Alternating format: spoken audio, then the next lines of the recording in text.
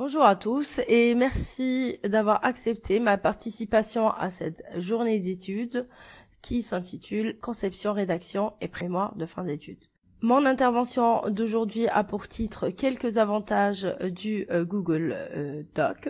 Nous allons d'abord commencer par voir qu'est-ce que le Drive, ensuite qu'est-ce que le Google Doc. Nous allons ensuite dans le Google Doc détailler 4 points. Le partage de documents, les notes de bas de page sur Google Doc, les référencements APA et la table des matières automatiques.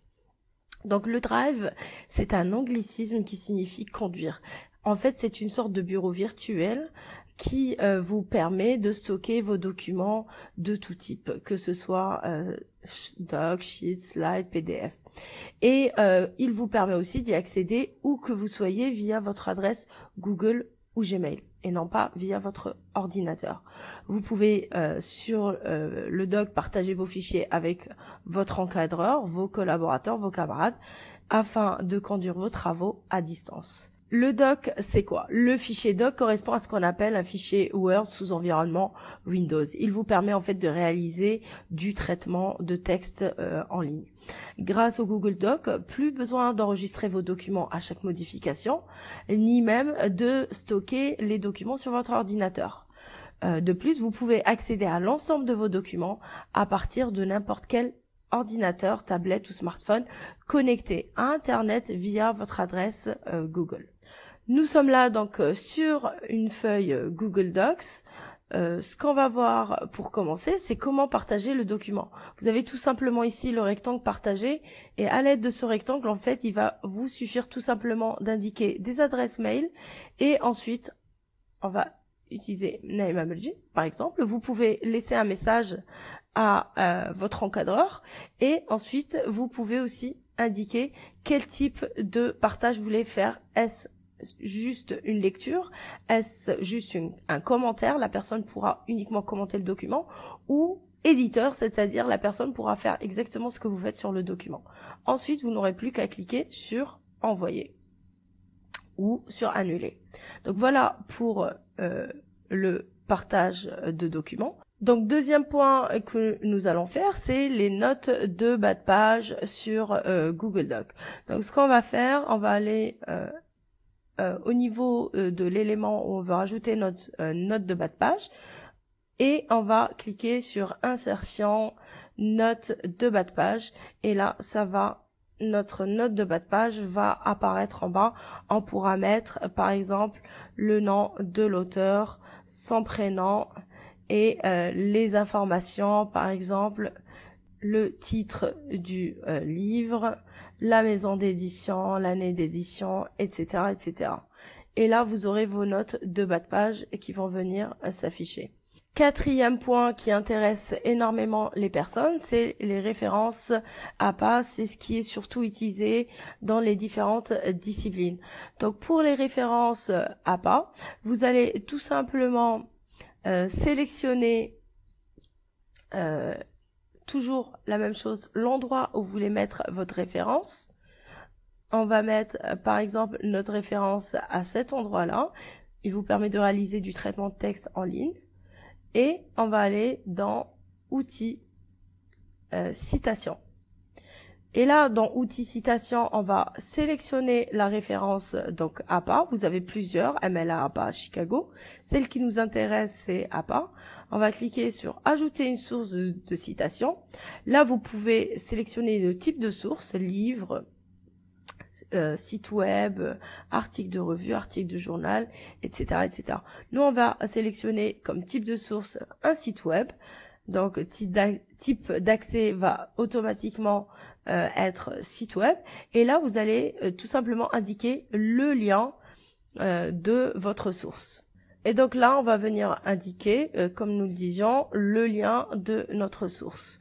On va prendre, par exemple, on a ici un lien qu'on va tout simplement coller dans la fenêtre qui correspond et on va cliquer sur rechercher. Là en fait on va nous sortir voilà l'URL qu'on a mise.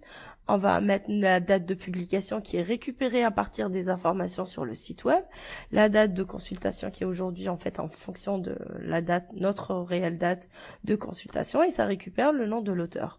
On va cliquer tout simplement sur continuer, et là on voit que les informations de l'auteur ont été récupérées, mais nous avons aussi le titre du site web, tout est récupéré automatiquement, mais on a aussi la possibilité d'ajouter d'autres informations si on le souhaite. Une fois les informations complétées, on va cliquer sur ajouter une source. Nous pouvons maintenant qu'on a ajouté la source, on peut tout simplement cliquer sur citer. Donc on va aller au niveau, comme on a dit, l'endroit où on veut mettre notre source, et on va cliquer sur citer. Sinon, vous avez les 3 petits points. Là, vous pouvez modifier la source. Ça vous redonne accès, comme vous pouvez le voir. Vous pouvez aussi supprimer la citation. Donc, nous, on va cliquer sur citer, et on voit ici que est venu s'ajouter donc le nom de l'auteur avec l'année. On va prendre une deuxième référence qu'on veut ajouter, et on va mettre ajouter une source de citation. On va sélectionner la même chose, site web, et on va mettre une recherche. Là, dans ce cas, vous voyez l'année de publication n'est pas indiquée, les contributeurs, c'est-à-dire l'auteur, n'est pas indiqué. On va continuer. Vous avez la possibilité bien sûr de les ajouter si vous arrivez à les trouver, mais c'est pour dire que là on les a pas. Ajouter une source. Là, donc, on a 2 sources. On va sélectionner l'endroit où on veut placer la première source. On va dire qu'on veut l'indiquer ici. On va venir au niveau de notre source et cliquer sur citer. Là, on a donc 2 sources qui ont été ajoutées à l'aide du référencement APA. Maintenant, on veut utiliser ces sources pour faire notre bibliographie, c'est-à-dire que toutes les sources citées dans notre article ou toutes les sources citées dans le mémoire, qu'elles soient récupérées automatiquement dans la bibliographie. Donc vous allez aller au niveau de bibliographie et au niveau de vos sources, on peut fermer, vous voyez, on va fermer les citations. On revient ici dans outils. Et on reclique sur citation, ça nous fait revenir là où on était. Donc là, à chaque fois qu'on va rajouter des sources, elles vont venir s'ajouter ici. Une fois qu'on a toutes nos sources de tout l'article ou de tout le mémoire, on va insérer la section référence. On vient donc au niveau de la bibliographie, on met notre curseur à ce niveau-là et on met insérer la section référence. Là, ça va se mettre, bon, c'est en anglais, mais on va supprimer donc le titre, on va garder juste bibliographie. Et là, on a nos références qui sont venues s'ajouter. On va juste mettre le texte en justifié. Vous avez également la possibilité, vous pouvez modifier l'interligne et les espaces, de modifier la mise en page ici de la bibliographie. Mais ce qui est sûr, c'est que elles sont reprises et elles sont classées par ordre alphabétique. Vous n'avez pas à les reclasser. Donc là, nous avons vu le point concernant les références APA. Nous allons voir maintenant le dernier point, c'est la table des matières. Si je vais sur mon document et que je vais sur le plan là, ici à gauche, on voit que le plan est vide. Le plan est vide, pourquoi? Parce que mes titres, on voit que j'ai des titres, hein, j'ai sommaire, qu'est-ce que le drive, mais mes titres ne sont pas indiqués comme étant des titres. Ils sont indiqués comme étant un texte normal, ce qu'on voit ici dans le style. Ce qu'on va faire, c'est qu'on va indiquer sommaire, donc on va déjà indiquer la police, on peut mettre du 12, on va mettre du Times, et on va aller dans les styles, on va indiquer que c'est un titre 1. Là, vous avez 2 possibilités. Soit vous appliquez le style titre 1 de Google Docs qui va vous proposer. Sinon, vous allez mettre à jour le titre 1 en fonction de ce que vous avez mis. Et là, nous, ce qu'on a mis, c'est en fait écriture en Times New Roman, avec en taille 12, avec l'espace 1,5. Donc nous, on va dire non. On veut que le titre 1 s'applique en fonction de notre sélection. Donc là, on a mis sommaire en titre 1. On voit directement qu'il vient s'afficher ici. Qu'est-ce que le drive? C'est notre titre aussi. On va venir et on va mettre titre 1. Et là, on va appliquer le style titre 1 parce que ça y est, on l'a mis à jour. Et là, ça vient s'ajouter, nos titres viennent s'ajouter petit à petit, on récupère tous nos titres et on n'a plus qu'à appliquer. Bibliographie, la même chose, on va mettre titre 1 et là, tous nos titres et on a le dernier titre, table des matières. Donc là, on a l'ensemble de notre plan qui récupère les titres, tout ce qu'on a indiqué comme étant un titre.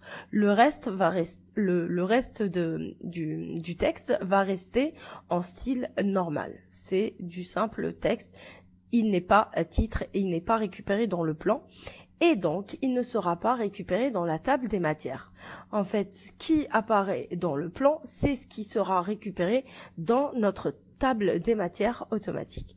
Donc là, on va aller dans la table des matières, enfin, dans notre titre table des matières, et on va aller cliquer sur Insertion. Et vous avez ici, on descend, table des matières, et vous avez deux possibilités. Soit vous allez imprimer le document et dans ce cas-là, vous allez utiliser une table des matières numérotée. Soit vous allez envoyer le document par PDF et dans ce cas-là, vous allez afficher une table des matières avec lien cliquable. Dans ce cas-là, vous allez utiliser la deuxième table des matières. Nous, on va dire qu'on veut imprimer le document. Dans ce cas-là, on va utiliser la première table des matières. Donc là, on a notre table des matières qui s'affiche. On a les différents titres qui sont venus s'ajouter.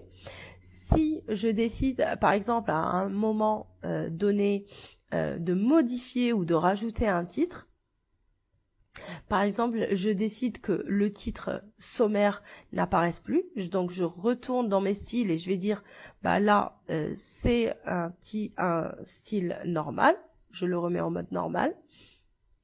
Ce que je vais faire, je retourne dans ma table des matières et je vois la petite flèche arrondie. En fait, cette petite flèche ronde permet de faire une mise à jour. Je clique dessus et là, je vois que ma table des matières a supprimé le titre sommaire.